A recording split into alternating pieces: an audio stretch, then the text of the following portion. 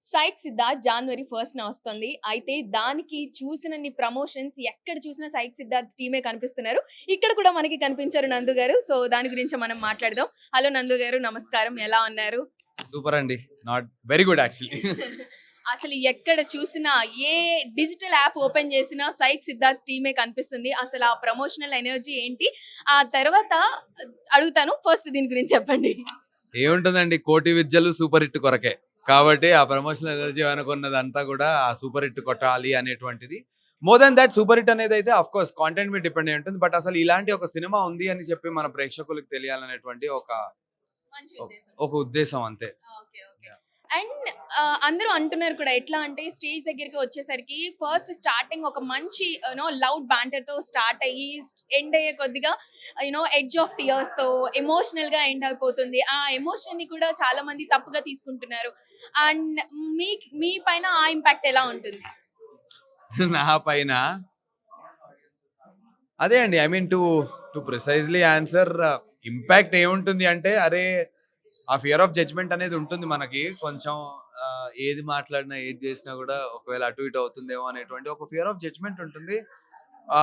But to be open. So, ఆ fear of judgement అనేది ఉంటుంది. బట్ మనుషులం గదా!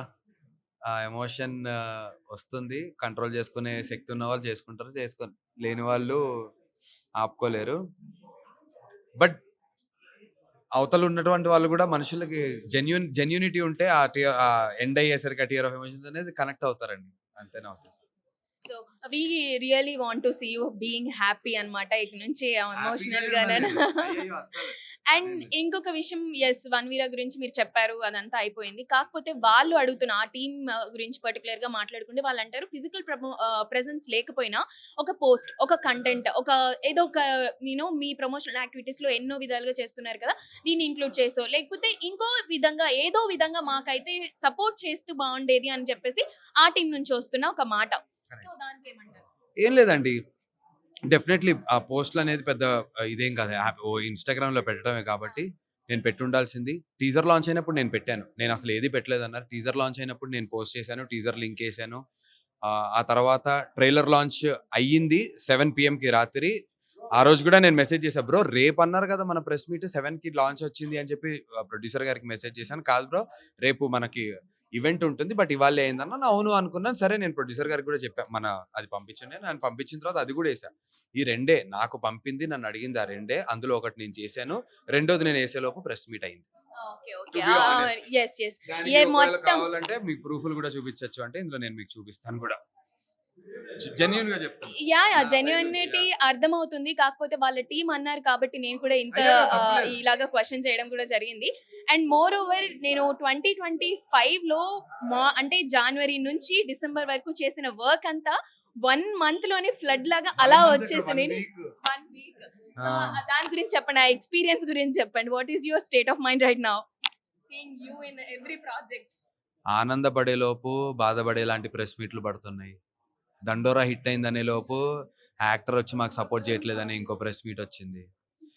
ఒక మనిషిగా 3 సినిమాలు వారం రోజుల్లో విడుదలైనప్పుడు నేను ఆల్రెడీ సోలో హీరోగా నేను ఏవైతే ప్రమోషన్స్ చేస్తున్నా, ఏదైతే కమిట్ అయిపోయి ఉన్నామో, ఆ కమిట్మెంట్‌కి ఉండవలసిన దాని పరంగా అటు సక్సెస్ అయిన సినిమాకి ప్రమోషన్స్‌కి వెళ్ళలేకపోయాను.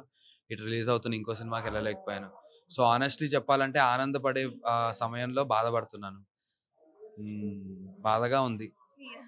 ఈ 3 సినిమాలు విడుదలైతున్నటువంటి ఆనందం కన్నా, అరే మనిషిగా నా తప్పు లేకుండా నా గుడ్ విల్ పోతుంది అనేటువంటి బాధ ఉంది. మీరు నిజం చెప్పండి. 'దండోరా' హిట్ కొట్టా. నా గురించి ఎంత బా రాసారు అందరూ. ఆ సక్సెస్ మీట్ అటెండ్ అయ్యి పో దాన్ని దాన్ని నేను సొంతం చేసుకోలేకపోతున్నా. విలన్‌గా ఫస్ట్ టైమ్ మెయిన్ విలన్‌గా సినిమా చేస్తున్నాను. ఆ ప్రమోషన్స్‌కి రావట్లేదు అని చెప్పి నా మీద ఒక నెగెటివ్ రిమార్క్. ఓ పక్క 'సైక్ సిద్ధార్థ' రిలీజ్. ఇప్పుడు ఇందులో ఆనందం ఎక్కడ? కన్‌ఫ్యూజ్ నా క ప ప మిక్స్ ఆఫ్ ఎమోషన్స్. జెన్యూన్ చెప్పాలంటే బాధగానే ఉంది. ఎందుకంటే నా గుడ్ విల్ పోతుంది గదండీ. అదేంటి ఆ అబ్బాయి అక్కడ రాడు, ఇక్కడ రాడు. ఒకటే వారం 7 డేస్‌లో 3 ఫిల్మ్స్. ఎలా ప్రమోట్ చేయాలో నాకు నేను నేర్చుకోవాలి. ఇలాంటి సందర్భాలు మరిన్ని నా జీవితంలో రావాలి. కానీ వాటిని బెటర్‌గా హ్యాండిల్ చేయాలని కోరుకుంటున్నాను. ఒక ఎక్స్పీరియన్స్ అంతే. ఇది ఒక లెర్నింగ్, మీకు లెర్నింగ్ వచ్చేస్తది.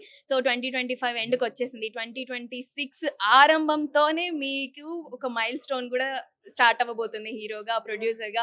ఫస్ట్ మూవీ చేశారు కాబట్టి ఐ మీన్ ప్రొడ్యూసర్‌గా. Correct. సో ఫస్ట్ డే నుంచి మీ వర్క్ స్టార్ట్ అయిపోతుంది కాబట్టి 2026 ఎలా ఉండబోతుంది అండ్ ఏం ఎక్స్‌పెక్ట్ చేస్తున్నారు? What is your first wish of 2026 అంటే ఏం చెప్తారు? Of course you will say you want success. Yeah. నేను చేసిన 2 సినిమాలు సూపర్ బ్లాక్ బస్టర్లు అవ్వాలనేది నా ఫస్ట్ విష్ అండి. అండ్ డెఫినెట్లీ కోరిక ఉంటుంది కదా, పెద్ద బ్యానర్ల నుంచి మనకి ఆఫర్లు రావాలి, మనల్ని అడగాలి, వాళ్ళ సినిమాల్లో చేయాలనేటువంటి కోరిక ఉంటుంది. అది ఏమన్నా జరగాలి అని చెప్పి దేవుడిని దేవుడి దీవెనలు అడుగుతున్నా, అలాగే మన ప్రొడ్యూసర్ల బ్లెస్సింగ్స్ కోరుకుంటున్నాను. Thank you so much and I wish you all the very best అండి. Thank you. Yes, yes. Thank you.